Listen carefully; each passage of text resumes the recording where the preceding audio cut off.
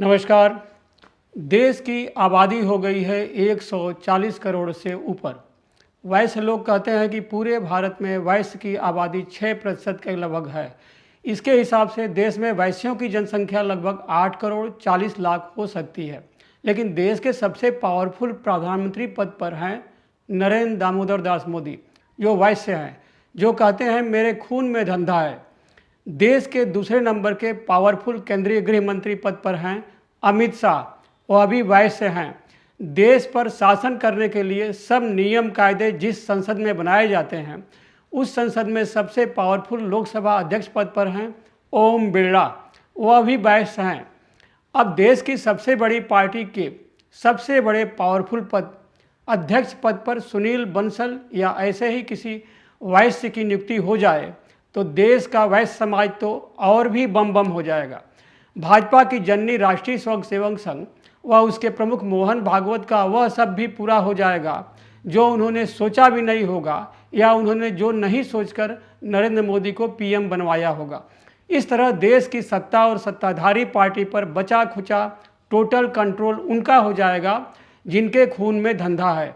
वह जात जो उत्तर प्रदेश में अगड़ी जात में आती है, लेकिन बिहार, गुजरात व अन्य कई राज्यों में पिछड़ी जात में है।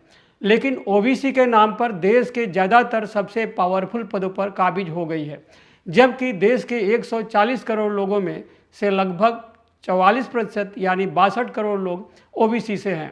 यदि इस 44% में से 6% निकाल दें तो बचा 38%। तो इस तरह 44% ओबीसी कोटे के 6% वैश्य समाज के लोग ओबीसी के नाम पर या ओबीसी कोटे से देश के सबसे ताकतवर पदों पर बैठकर, चाहे वह सत्ता हो या संगठन, सब कुछ कंट्रोल कर रहे हैं।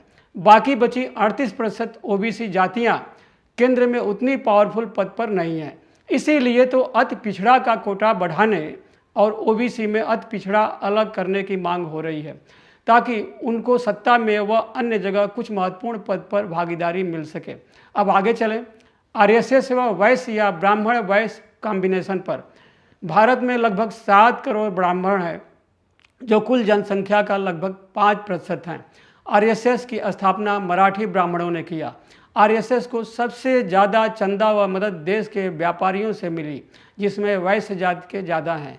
लेकिन जमींदारी उन्मूलन के कारण कांग्रेस से नाराज तबके जमींदारों, राज परिवारों से आरएसएस को मदद मिलती रही। इसमें प्रमुख रहा ग्वालियर, जयपुर सहित अन्य कई राज परिवार।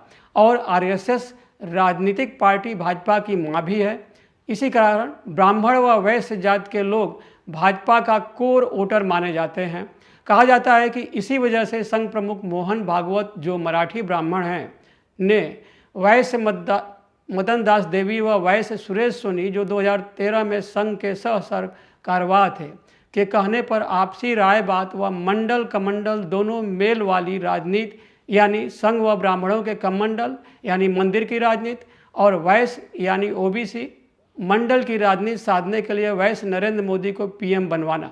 इसका प्रमाण जापान की राजधानी टोक्यो में 1 सितंबर 2014 को शिखर वार्ता के पहले जापान के व्यापारिक संगठनों को संबोधित करते हुए पीएम मोदी ने जो कहा था वह है। उन्होंने कहा था, हमारे खून में धंधा है और इसके कारण शासन और व्यापारियों के बीच बेहतर तालमेल समझता हूँ।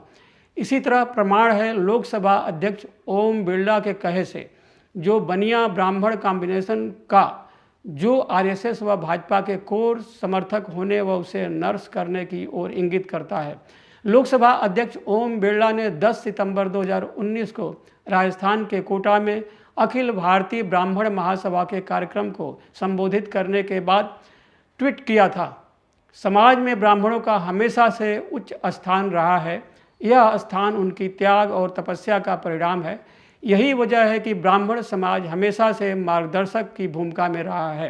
हालांकि तब लोकसभा अध्यक्ष ओम बिरला के इस कहे व ट्वीट पर कांग्रेस सहित कई दलों ने उनके इस बयान की निंदा की थी।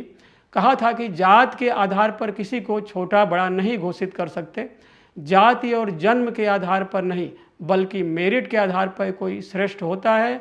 लोकसभा स्पीकर का बयान गलत मानसिकता का नतीजा है। योग्यता से लोग प्रेरणा स्रोत बनते हैं, न कि जात से।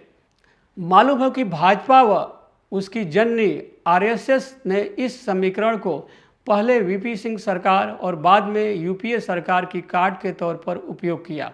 उसमें संघ प्रमुख मोहन भागवत आ गए और वैस नरेंद्र मोदी को, जो उन दिनों गुजरात के मुख्यमंत्री थे, जिनका 12.5 साल गुजरात के मुख्यमंत्री पद पर रहने के चलते देश के तब के सबसे बड़े गुजराती उद्योगपति मुकेश अंबानी, अनिल अंबानी से लगायत गौतम अडानी, आदित्य बिरला, महिंद्रा सहित लगभग 10 उद्योगपतियों से बहुत घनिष्ठता हो चुकी थी।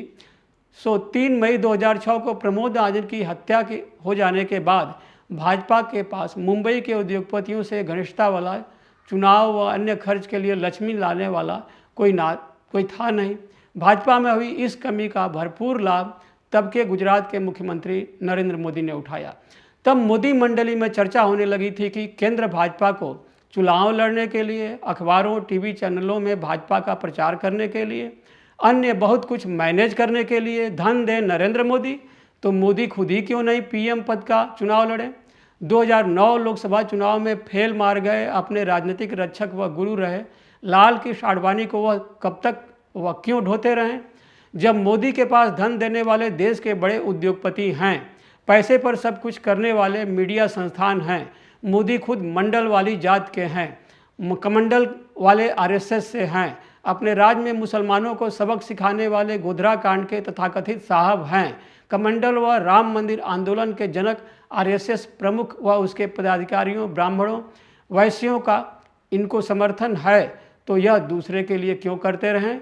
अब समय आ गया है खुद प्रधानमंत्री पद का चुनाव लड़ें। इस तरह पीएम प्रत्याशी बनने के लिए हर तरह से उपक्रम शुरू हुआ। रैलियों में मोदी मोदी नारे से लगायत मीडिया में भयंकर मोदी मोदी का सुनियोजित प्रायोजित प्रचार का जो घनघोर अभियान चलाया गया वह आंधी बन गया। इस तरह हर तरफ से घेरा गया प्रचार व माहौल बनाया गया। इन सब में आकर संघ प्रमुख मोहन भागवत ने नरेंद्र दामोदर दास मूलचंद मोदी को सितंबर 2013 में प्रधानमंत्री पद का प्रत्याशी घोषित करवा दिया। जबकि तब मोहन भागवत को यह नहीं ध्यान आया कि खून में धंधा वाले वैश्य तो तन राम का धन राजा का मानते हैं। राजा यदि ब्राह्मण या राजपूत या यादव या कुशवाहा या दलित या आदिवासी या मुसलमान या ईसाई किसी जात का हो, किसी भी जात का हो, उसको वैश्य मानेंगे ही मानेंगे, क्योंकि उनको तो हर हालत में अपना धंधा करना है। मोहन भागवत इस पर ध्यान नहीं देकर जिसके खून में धंधा है और जिसका गुजराती बड़े धंधेबाजों को हर तरह से लाभ दिलाने के चलते उसे अति अंतरंगता है, उसको ही देश का राजा बनवा दिए। लेकिन उसके बाद 10 वर्ष में भागवत को अच्छे से पता चल गया कि जिसके खून में धंधा है उसको राजा बनवाने पर क्या होता है। भागवत को यदि कुछ और जानने को बचा है तो सुनील बंसल या उनके ही जैसे किसी ऐसे वैश्य को भाजपा अध्यक्ष बनवा दें जो मोदी का ऐसा यशमैन हो, जो मोदी यदि दिन के दोपहर को रात कहें तो कहे जी सर, आधी रात है सर, आधी रात है सर। इन शब्दों के साथ आप सभी को नमस्कार। और हाँ, यदि आपको यह पसंद आया हो तो सब्सक्राइब करें, शेयर करें, ट्वीट करें।